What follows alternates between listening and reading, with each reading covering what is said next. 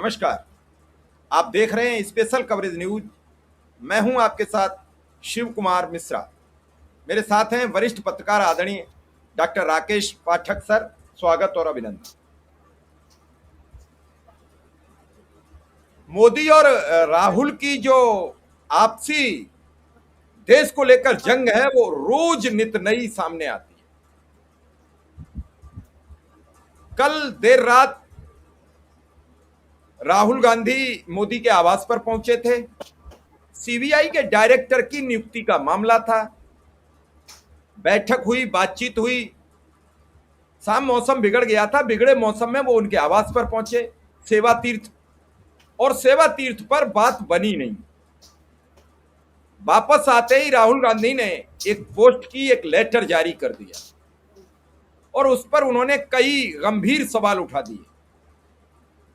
वैसे भी आज पूरे दिन फर्जी खबरों पर ही रहा। जहां बीजेपी का एक वर्ग फर्जी खबरें वायरल करता रहा तो एक वर्ग उसे फेक खबर बताता रहा। फिर अंत में एक अखबार ने आकर, देश के प्रतिष्ठित अखबार ने आकर यह खुलासा किया कि ये फेक खबर है। इसके बावजूद भी अगर देश के लोग, देश के नागरिक ये न समझें, ये सारा खेल आंकड़े फर्जी हैं, खबरें फर्जी हैं, सिस्टम फर्जी है, क्योंकि प्रेस इंडेक्स की जो सूची है वो सब साबित करती है। और कल से आपने देखा है, अपील के फायदे सुन सुनकर आपका पेट फूला जा रहा होगा हंसते हंसते कि अगर सोना नहीं खरीदा तो इतने बिलियन, तेल नहीं खरीदा तो इतने ट्रिलियन, और अगर गैस नहीं खरीदी तो इतने बिलियन, और अगर सब कुछ बंद करके भोजन छोड़ दिया तो फिर बल्ले बल्ले। ये विचार आप कीजिए, क्योंकि मैं तो परेशान हूं। जो देख लो कहीं, वैसे तो मैं टीवी देखता नहीं हूं, फिर भी अब ये मीम आने लगे हैं ट्विटर पर, फेसबुक पर, तो इन्हें देखना पड़ता है। कई एंकर तो ये लग रहा है कि धन्यवाद सर। मैं तो मुद्दे पे आ जाता हूं। राहुल जी ने क्या कह दिया, क्यों सुना दिया मोदी के मुंह के मुंह, आमने सामने सुनाया है आज तो जमकर। क्या जरूरत पड़ी है इतनी खरी खोटी सुनाने की? देखिए, राहुल गांधी ने जो खरी खोटी सुनाई है वो जुबानी भी सुनाकर आए हैं और लिखित में भी देश के सामने रख दिया है। मुद्दा यह है कि सीबीआई के निदेशक हैं प्रवीण सूद। उनका कार्यकाल 24 मई को खत्म हो रहा है, यानी इसी साल चंद दिनों बाद। जिस वक्त हम बात कर रहे हैं उनके चयन की प्रक्रिया चल रही है सीबीआई के डायरेक्टर की। हमारे देश में ऐसी संवैधानिक व्यवस्था है कि जो देश के सबसे बड़े पद हैं, इस तरह के जो स्वायत्तशासी पद हैं, स्वायत्तशासी निकाय हैं, जो स्वतंत्र एजेंसियां हैं, उनके मुखियाओं की नियुक्ति में ऐसा प्रावधान किया गया है कि खुद प्रधानमंत्री अकेले अपनी मर्जी से नियुक्ति नहीं कर सकते। उसमें नेता प्रतिपक्ष और चीफ जस्टिस ऑफ इंडिया को भी शामिल रखा गया है। अब जैसे ही सीबीआई के डायरेक्टर की नियुक्ति की नौबत आती है, चूंकि सरकार को, केंद्र सरकार को सीबीआई की जरूरत अपने एक शूटर के रूप में बहुत पड़ती है, इसलिए वो अपनी मनमर्जी का सीबीआई डायरेक्टर बनाना चाहती है। यद्यपि हर सरकार ये करती रही है, लेकिन अब जो नरेंद्र मोदी कर रहे हैं उसमें साफ दिखाई देता है कि नेता प्रतिपक्ष, जिसे संविधान के अंतर्गत, एक कानून के अंतर्गत इस प्रक्रिया में शामिल किया गया है, उसे सिर्फ बिजूके के तौर पर, जैसे वो खेत में बिजूका खड़ा कर देते हैं ना, ऐसे दिखावटी तौर पर इस मीटिंग में रहना है। बाकी जो मर्जी होगी प्रधानमंत्री और सीबीआई मिलकर तय कर लेंगे। हमारे दर्शकों की जानकारी के लिए थोड़ा सा हम ये बता दें कि ये कौन सा कानून है जिसके अंतर्गत लीडर ऑफ अपोजिशन को इसमें शामिल किया गया है। एक एक्ट है, Delhi special police establishment act. ये कहता है कि सीबीआई के डायरेक्टर की नियुक्ति में प्रधानमंत्री, भारत के प्रधान न्यायाधीश और नेता प्रतिपक्ष, 3 सदस्यों की एक समिति होगी। उसके सामने जो भी पात्र लोग हैं, जो उस पद के दावेदार हो सकते हैं, वे रखे जाएंगे। गुण दोष के आधार पर, मेरिट के आधार पर यह कमेटी निर्णय लेगी। अब चूंकि 3 सदस्यों की कमेटी है तो स्वाभाविक है कि 2 जिस पर फैसला करेंगे उसकी नियुक्ति हो जाएगी। जैसे मुख्य निर्वाचन आयुक्त की नियुक्ति में भी इसी तरह से होता है। Chief justice of India ji. Sir, ये जो 3 सदस्यीय कमेटी थी, पहले इसमें 3 लोग होते थे। नेता सदन यानी प्रधानमंत्री, नेता प्रतिपक्ष यानी जो भी, जैसे अब राहुल गांधी है तो राहुल गांधी, और एक सुप्रीम कोर्ट के चीफ जस्टिस। बीच में कुछ प्रक्रिया बदली कि एक कैबिनेट मंत्री और नेता प्रतिपक्ष और प्रधानमंत्री।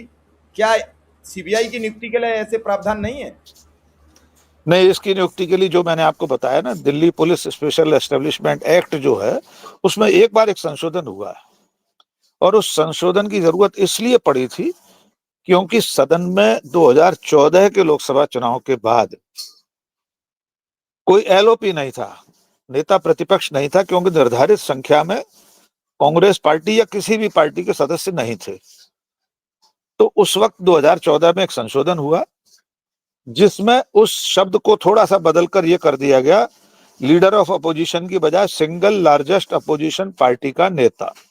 यह संशोधन हुआ 2014 में, 25 नवंबर 2014 को फिर लोकसभा में पेश किया गया और इसके बाद राष्ट्रपति की मंजूरी मिली। यानी हर हालत में विपक्ष का नेता तो इस कमेटी में रहा ही है, चाहे वो सिंगल लार्जेस्ट पार्टी के लीडर के रूप में, या अब जब राहुल गांधी के पास संख्या पर्याप्त हो गई है, लीडर ऑफ अपोजिशन के रूप।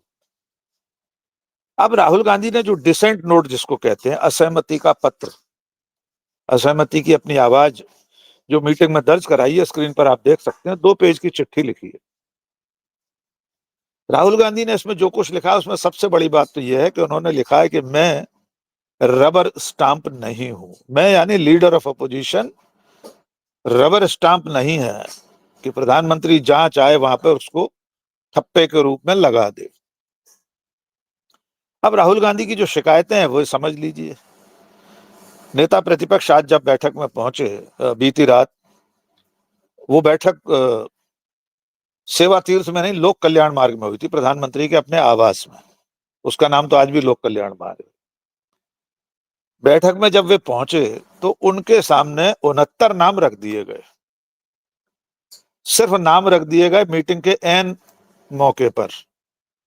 लेकिन एक प्रक्रिया है जिसमें समिति के सदस्यों के पास पहले से समय रहते, कुछ समय पहले, ये विवरण भेज दिया जाता है। उसको कहते हैं 360 डिग्री रिपोर्ट या सेल्फ अप्रेजल रिपोर्ट। व्यक्ति अपने बारे में, जो व्यक्ति डायरेक्टर बनना चाहता है या संबंधित पद के लिए आवेदन कर रहा है, वो अपना आत्म आकलन कि मैंने ये काम किया है अब तक, इतने मुझे गैलेंट्री अवार्ड मिल चुके हैं, मैं इन राज्यों में इन पदों पर रह चुका हूं, या केंद्र सरकार में इस पद पर रहा हूं, क्योंकि आईपीएस डेपुटेशन पर भी दिल्ली जाते हैं।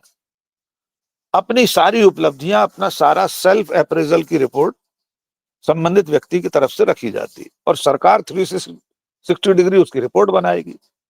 उसमें मेरिट लगेगी कि इसमें इस व्यक्ति में ये अच्छाई है, इसमें ये बुराई है। सबके नामों की एक तरह से तालिका होगी, कमेटी के तीनों सदस्यों को समय रहते वो दे दी जाएगी। अब राहुल गांधी जब पहुंचते हैं तो उनके सामने रख दिया जाता है पूरा पुलिंदा कि आप इसको ऐसे पलट दीजिए और हम जो नाम फाइनल करें उस पर ठप्पा लगा दीजिए। और ऐसा पहली बार नहीं हुआ है। राहुल गांधी 2025 में भी इसी तरह की असहमति दर्ज करा चुके हैं।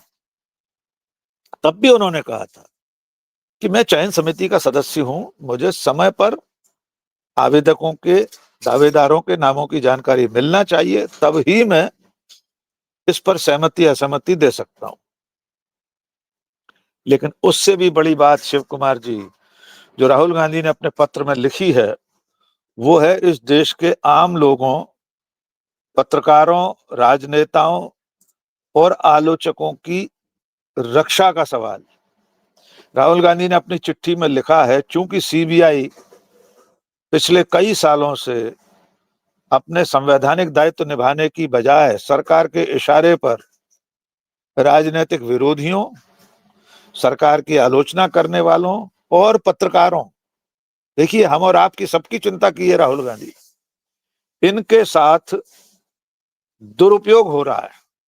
इन पर निशाना साधने के लिए सीबीआई का दुरुपयोग सरकार कर रही है। इसलिए मैं ऐसी पक्षपातपूर्ण पदस्थापना के लिए, इस तरह की पक्षपातपूर्ण प्रक्रिया में शामिल होने की बजाय खुद को इससे अलग रखता हूं। और उन्होंने किसी के भी नाम पर सहमति नहीं दी, अपना डिसेंट नोट दर्ज करा के आ गए।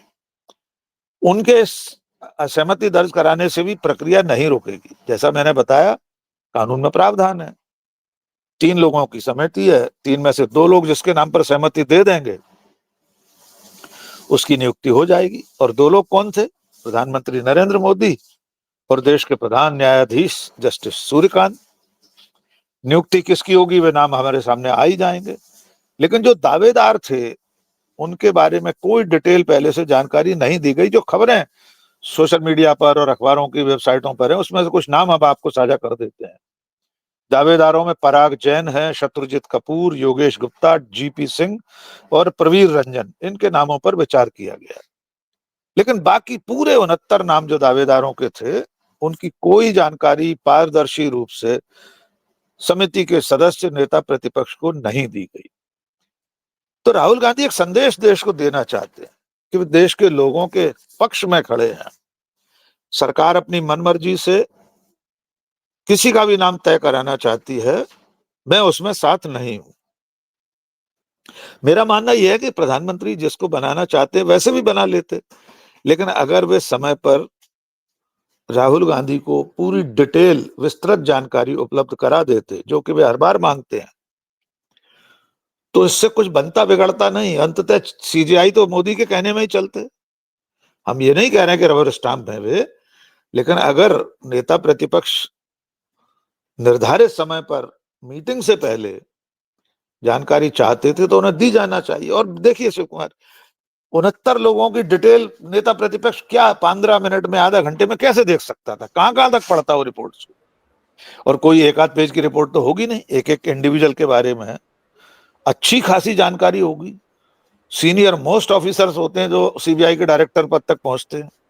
इतना लंबा कार्यकाल, कहां कहां रहे, क्या क्या किया, और आप चाहते हैं कि मिनटों में ऐसे यस सर हाँ करके पन्ने पलट कर राहुल गांधी दस्तखत कर दें? तो एक तरह से करारा जवाब उन्होंने दिया है कि मैं आपके हर काम में शामिल नहीं हूं। जी शिव कुमार। सर इतनी बात कह देना बड़ी हिम्मत की बात है जब राहुल गांधी पर पूरे देश में केसों की जड़ी हो। राहुल गांधी पर रोज एक तरीके से कहते नहीं है कि तलवार की धार पर चलना, और सोशल मीडिया की एक नई धार बन गई है। इस पर आप कुछ भी बोल दो। आजकल कुछ ऐसे अंधभक्त हैं, पढ़ते भी नहीं हैं, आपकी पोस्ट भी नहीं पढ़ते हैं, वो ये अंदाज लगाते हैं कि डॉक्टर राकेश पाठक जी ने लिखी है तो निश्चित बीजेपी के विरोध में होगी। भले ही आप ये लिखो कि ये काम तो मोदी जी ने अच्छा कर दिया है, वो उसमें नुक्ताचीनी कर देंगे। कई पोस्टें ऐसी होती हैं सर। एक पोस्ट आज मेरे खिलाफ एक ग्रुप में किसी ने कुछ लिखा फेवर में मेरे में, उसको बिना पढ़े उसने उस पर अपना कमेंट दर्ज कर दिया। हमने उस व्यक्ति को फोन किया, हमने कहा भाई क्या लिखा है? कि वो सर आपकी थोड़ी पोस्ट है और आप तो हमारे भगवान हो, देवता हो, आपके खिलाफ कैसे लिख सकते हैं? तो हमने कहा कितने दिन से स्कूल में पढ़ा रहे हो? कि सर हो गए 25 साल। कि उसमें हमने देखा कि जिसने लिखा है वो ठीक आदमी नहीं है। तो अब आप अंदाज लगाओ, पोस्ट पढ़ने से किसी का कोई मकसद नहीं रहा है। देखिए शिव कुमार, जब जिस सरकार के सांसद, जो सत्ताधारी पार्टी है, बड़े बड़े नेता, बड़े बड़े पत्रकार, इंदिरा गांधी की फोटो लगाकर बनाई गई एक इमेज एक बड़े अखबार के फ्रंट पेज की प्रतिकृति सोशल मीडिया पर इस दावे के साथ शेयर कर रहे हैं कि इंदिरा गांधी ने भी सोना न खरीदने की अपील की थी। वो तो भला हो द हिंदू अखबार का, उसने पूरी दमदारी से उस दिन का फ्रंट पेज पेश कर दिया। और मजेदार बात यह है शिव कुमार, आपने सही कहा कि आपके वो जो भी साथी थे बिना पढ़े उन्होंने कमेंट किया होगा। जिन लोगों ने भी अखबार का वो पेज वायरल किया है उन्होंने इतना दिमाग नहीं लगाया कि 1967 में, 1967 में न तो इस तरह के फॉन्ट बने थे, कंप्यूटर नाम की चीज नहीं थी, न इस तरह की स्टाइल शीट होती थी अखबारों की, न लेआउट ऐसे होते थे। मैं तो संयोग से उस जमाने का पत्रकार हूं जिसने हैंड कंपोजिंग के जमाने से पत्रकारिता शुरू की है। हमने अपनी आंखों से हैंड कंपोजिंग होते देखी है, कई बार शौकिया तौर पर खड़े होकर वो एक एक अक्षर उठाकर शब्द बनाए जाते हैं उनको लगा लगा कर। नई पीढ़ी ने तो हैंड कंपोजिंग देखी नहीं होगी कि कैसे होती है। आप उस फेक पेज को वायरल कर रहे हैं, पर जैसा कि मैं हमेशा कहता हूं कि अब इस झूठ और नफरत की फैक्ट्री की झूठ की जो उम्र है वो चंद मिनट बची है। इधर उन्होंने झूठ बोला, अगले 5 मिनट में उसका खुलासा हो जाता है, कलाई खुल जाती। और आप देखिए कि जिस इंदिरा गांधी के बारे में आप ये दावा कर रहे हैं, उन्होंने 1962 की चीन की लड़ाई के समय जो देश नेशनल डिफेंस फंड था उसमें अपना योगदान देने के लिए 367 ग्राम सोना दान कर दिया था। और इसके दस्तावेजी प्रमाण है, फोटो तो है ही, इसकी तस्वीर है, डिफेंस मिनिस्ट्री की एक किताब है उसमें भी इसका उल्लेख है। और वो फोटो कोई फेक फोटो नहीं है, हमारे दर्शक देख सकते हैं उसको। तो जिस देश में सरकार में बैठे लोग, मंत्री, सांसद, विधायक, मुख्यमंत्री, खुद प्रधानमंत्री झूठ बोलते हो, एक शहीद प्रधानमंत्री का नाम लेकर झूठ फैलाते हो, उनसे क्या उम्मीद की जाएगी कि वे देश को कभी सच बताएंगे। जी शिव कुमार। आपने एक पोस्ट और राहुल गांधी की आज देखी होगी जरूर, जिसमें उन्होंने कहा है कि मोदी सरकार की चोरी पकड़नी है तो आप गूगल कर लो, 1 साल पुरानी पोस्ट पढ़ लो और आज की पढ़ लो, मुझे मत मानो। बिल्कुल सही उन्हीं अखबार और उन्हीं न्यूज चैनल्स की सुन लो जो 50% टैरिफ के फायदे बताते हो, फिर 15% को मास्टर स्ट्रोक बताते हो, 25% पर वो बताते हो अमेरिका बर्बाद हो जाएगा। ये तो एक हमने उदाहरण दिया। उन्होंने कहा कि गूगल कर लीजिए कि इससे पहले जो नीट का डायरेक्टर था वो आजकल है कहाँ, है कहाँ। और दूसरे पता कर लीजिए कि जो एसआईआर में एक अधिकारी थे और इस चुनाव में बंगाल के निर्वाचन अधिकारी थे, यानी जो जितना बड़ा चोर उतना बड़ा इनाम। तो गूगल कर लीजिए। तो सर यार गूगल का क्या मतलब है, थोड़ा सा समझा दीजिए कि दर्शक समझ ले। देखिए राहुल गांधी ने तो गूगल करने को कहा है। अब आजकल तो एक ग्रोग भैया भी आ गए हैं। ग्रोग दादा तो चंद सेकंड में सच्चाई सामने लाकर रख देते हैं। आप उनसे कुछ भी पूछ लीजिए। ये जो फोटो हमने स्क्रीन पर अभी दिखाई है इंदिरा गांधी की, पूछ लीजिए ग्रोग से, बता देगा कब की फोटो है, कितना सोना उन्होंने दान किया ये भी ग्रोग बता देगा, गूगल भी बता देगा। दरअसल में राहुल गांधी ये कहना चाह रहे हैं कि आपको जिस पर भरोसा हो, जिस भी माध्यम पर, जिस भी प्लेटफॉर्म पर, जिस भी ऐप पर, जिस किताब पर, जिस व्यक्ति पर, उससे पूछ लीजिए कि कल क्या कहा था और आज क्या कह रहे हैं। उससे पूछ लीजिए कि जिसे एसआईआर की जिम्मेदारी बंगाल में दी गई थी वो आज कहां है। उससे पूछ लीजिए कि बंगाल के मुख्यमंत्री का सलाहकार कौन बना है। ये सारी चीजें राहुल गांधी, मैं समझता हूं, जैन जी को संबोधित कर रहे हैं, नई पीढ़ी से बात कर रहे हैं, क्योंकि वही ज्यादा है इन सब चीजों पर, ग्रोक पर, गूगल पर, ओपन एआई, चैट जीपीटी। पूछ लें उससे कुछ भी जो पूछना हो। तो राहुल गांधी झूठ के खिलाफ, देखिए ये वो तस्वीर है, इंदिरा गांधी भारतीय सेना के अधिकारियों या रक्षा मंत्रालय के अधिकारियों के सामने अपने 367 ग्राम सोने के आभूषण दान दे रही हैं। 1962 की तस्वीर है, तब इंदिरा गांधी प्रधानमंत्री नहीं थी, पंडित जवाहरलाल नेहरू प्रधानमंत्री थे, चीन का हमला हो चुका था। आज हम चाहते हैं हमारे प्रधानमंत्री की भी ऐसी एक तस्वीर दिखाई दे, उनके पास भी कुछ ऐसा हो जिसे वे दान कर सकें, तो देश के सामने आदर्श बनकर आए, हम सब उन्हें सैल्यूट करेंगे। उनके पास तो बहुत बड़ी संख्या में तोहफे होंगे देश विदेश से मिले हुए, उनके पास बहुत तरीके की टोपियां होंगी, गमछे होंगे। उनको ही देश हित में नीलाम करा दें, चलिए दान नहीं कर सकते, नीलाम करा दें, उससे जो धन आएगा उसे अपना राष्ट्रीय कोष में, देश के खजाने में जमा कर दें। क्या दिक्कत है मतलब ऐसा? आप दर्शकों से ये कहना चाहते हैं उन्होंने भी बहुत विदेश यात्रा में पैसा इस देश का खर्च किया है, वहां से बहुत कुछ परतोष में मिला है, तो कुछ तो वो देश हित में जमा करें, ये कहने का तात्पर्य आपका? बिल्कुल निश्चित तौर पर, और ऐसा इससे पहले अतीत में हुआ है। दुनिया के कई देशों में ऐसा हुआ है कि आपात स्थिति में वहां के प्रधानमंत्री या राष्ट्रपतियों ने खुद को मिले हुए तोहफे नीलाम करके देश हित में उस पैसे को जमा कर दिया है। देखिए, प्रधानमंत्री जी जाने वाले हैं विदेश। हम और आप जब बात कर रहे हैं, इसके 72 घंटे या 2 या 2.5 दिन बाद उनकी यात्रा शुरू हो जाएगी संयुक्त अरब अमीरात। लेकिन सर उन्होंने तो अपील की है कोई नहीं जाएगा, फिर ये कैसे हो रहा है? मैं फिर आप कहोगे कि शिव कुमार तुझे खुजली रहती है, ये फिर जब उन्होंने अपील की तो फिर खुद पे लागू नहीं है? खुद पे लागू होती तो वे असम के मुख्यमंत्री के शपथ समारोह में भी इतना अब आप लवाजमा कहेंगे कि लेकर। मध्य प्रदेश के एक मंत्री आज 700 वाहन लेके 600 कितने से सर भूल रहा हूं तो आप मंत्री भी नहीं है वो, मंत्री भी नहीं है वो, कौन थे? पाठ्य पुस्तक निगम के चेयरमैन बने हैं। कार्यभार संभालने उज्जैन से भोपाल पहुंचे हैं। और एक और वीडियो देख लीजिए, वो जो 250 किले के मुक्के वाले बीजेपी के विधायक है ना, प्रीतम लोधी, वो एक मंदिर गए थे, मंदिर में कोई विवाद चल रहा है, 200 से ज्यादा गाड़ियों का काफिला लेकर गए। यद्यपि उसके बाद मोहन यादव तो ने, सर डीजल नहीं बचा रहे हैं वो, 500 ले जानी थी 200 ले गए तो डीजल नहीं बचा रहे हैं, 300 तो कम ले गए। बिल्कुल कम ले गए, बिल्कुल बिल्कुल। इसीलिए मध्य प्रदेश के मुख्यमंत्री मोहन यादव ने अपने खुद के काफिले में से संख्या घटा दी है गाड़ियों की। उनका जो कारकेड है उसमें अब 13 की जगह शायद 8 गाड़ियां होंगी, ऐसा निर्देश अभी जीएडी से निकला है।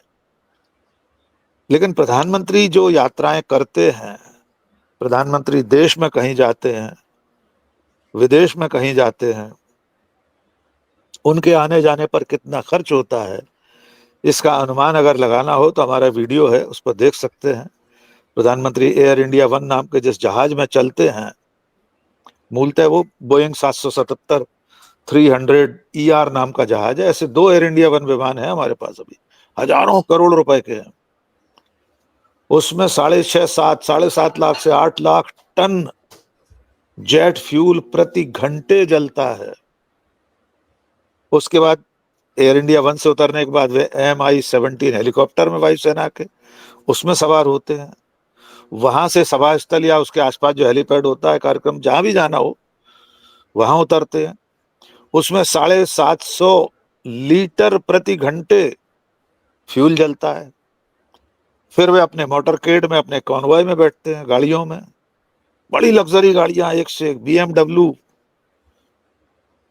मर्सिडीज, मैबेक, बहुत लंबी गाड़ियां, महंगी महंगी, एक से एक। उनमें 150 लीटर प्रति घंटे से ज्यादा का डीजल जलता है। अगर इसको पैसे में कन्वर्ट करें तो प्रधानमंत्री अगर अपने देश में ही दिल्ली से बाहर कहीं एक दिन की एक कार्यक्रम के लिए यात्रा पर जाते हैं तो कम से कम 1.5 से 2 करोड़ रुपए का खर्चा होता है। और अगर एक दिन में वे 2 राज्यों में चले गए, 2 अलग अलग स्थानों पर गए, तो ये खर्चा डबल हो जाता है। अभी वे असम गए थे कल हिमंता के शपथ समारोह में। कितने राज्यों के मुख्यमंत्री पहुंचे थे, कितने केंद्रीय मंत्री थे, कितने चार्टर विमान, कितने हेलीकॉप्टर, कितनी गाड़ियां, कितनी बसें लगी होंगी, गिनती नहीं कर सकते आप। क्या प्रधानमंत्री बचत करने के लिए ये नहीं कह सकते थे कि छोटा शपथ समारोह रखें, राजभवन में कर लें? बाकी मुख्यमंत्रियों को मना कर देते कि आप मत आइए, मैं जा रहा हूं, इतना पर्याप्त है। लेकिन प्रधानमंत्री की कथनी और करनी में जो भेद है वो कैसे पता लगता? फिर तो ये हो जाता कि वे जो कह रहे हैं वही करते हैं। ऐसा तो उन पर फिट नहीं बैठता। मोदी जी का तो ये है जीवन दर्शन, मैं जो कहता हूं वैसा बिल्कुल नहीं करता, और कभी भी वे अपने इस स्टैंड से 1 इंच भी चिगते नहीं है। तो ये जो अपील है, ये एक तरह का ढोंग है। सरकारी एजेंसियों में जिस तरह की नियुक्तियां कर रहे हैं, उसकी प्रक्रिया को बलाए ताक रखकर लीडर ऑफ अपोजिशन को रबर स्टाम्प बनाना चाहते हैं। वो भी उनका ढोंग है, जिसके खिलाफ राहुल गांधी ने चिट्ठी लिख दी है। ताकि इतिहास में ये दर्ज रहे कि जब नरेंद्र मोदी कुछ गलत कर रहे थे तो देश का नेता प्रतिपक्ष उनके साथ नहीं था। इतिहास उनसे भी तो सवाल पूछेगा। इसलिए मुझे ऐसा लगता है कि राहुल गांधी ने आज ये जो असहमति दर्ज कराई है, ये एक औपचारिक असहमति है, लेकिन हमेशा के लिए दर्ज रहे। जब इस दौर का इतिहास लिखा जाए तो ये लिखा जाए कि नेता प्रतिपक्ष ने लोकतंत्र को बचाने के लिए, असहमति आलोचना की आवाजों को बचाने के लिए, पत्रकारों और राजनेताओं की रक्षा के लिए कम से कम एक कागज पर दस्तखत करने से इनकार कर दिया था। जी नहीं, बिल्कुल आपने सही कहा और यही होना भी चाहिए। हालांकि जिस तरीके से मोदी की अपील की जो थू हुई है, उस फजीयत को रोकने के लिए तो आज ये फर्जी खबर, कल फेक खबर चलाई गई कि ऐसा बिल्कुल। मोदी जी नहीं कह रहे हैं, ऐसा पंडित जवाहरलाल नेहरू भी कर चुके हैं, ऐसा इंदिरा गांधी भी कर चुके हैं, लेकिन करने वालों ने ये नहीं बताया कि 62 और 55 या 57 वाला देश अब 26 में नहीं है। देश बदल चुका है और अब हम दुनिया अब हम दुनिया की चौथी बड़ी अर्थव्यवस्था है भाई, हम तो तीसरी अर्थव्यवस्था होने वाले हैं। बदले हुए व्यवस्था में आप ये कह रहे हो और फिर नजीर 62 की दे रहे हो, तो सोचना पड़ेगा उस समय देश के पास न संसाधन थे, न देश कुछ बना सकता था, न देश के पास हथियार थे, न देश के पास बहुत अच्छी विकसित श्रेणी की कुछ मिसाइलें थी, कुछ था ही नहीं। उसी हिसाब से देश ने लड़ाई लड़ी और देश विकराल परिस्थितियों में मौजूदा प्रधानमंत्री ने मदद करने का मन बनाया। नेहरू जी ने तो अपना सर्वस्व दान में दे दिया, लेकिन खुद को नेहरू के बराबर करने के चक्कर में उनकी दोनों वीडियो वायरल हो रही हैं, फेक खबर वायरल हो रही है। जो उन्होंने एक बयान लोकसभा में दिया था कि मैं आपका कच्चा चिट्ठा आपको सुना देता हूं।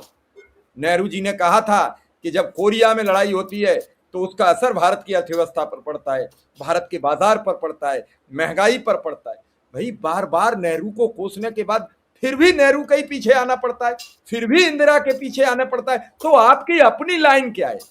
सिर्फ इतनी कि देश में नफरत बो, देश के संसाधन किसी को बेच दो, उस संसाधन से ऐसो आराम करो, केवल इतना। मैं ये बातें इसलिए कहना चाहता हूं कि दर्शक इस बात को कब तक नहीं समझेंगे। इस देश के नागरिक, मैं नहीं कहता कि राहुल अच्छे हैं, मैं नहीं कहता कांग्रेस अच्छी है, मैं नहीं कहता सपा अच्छी है, मैं नहीं कहता बसपा अच्छी है, मैं नहीं कहता कि टीएमसी अच्छी है, सब गलत है। लेकिन कम से कम वोट देते वक्त ये विचार तो कीजिए कि किसके सुई में नुकीली नोक है जो आपकी आंख तक छेद रही है, और किसकी नुकीली नोक इतनी है कि वो आपको एक इंजेक्शन का तो दर्द दे रही है लेकिन आपको घाव पैदा नहीं कर रही है।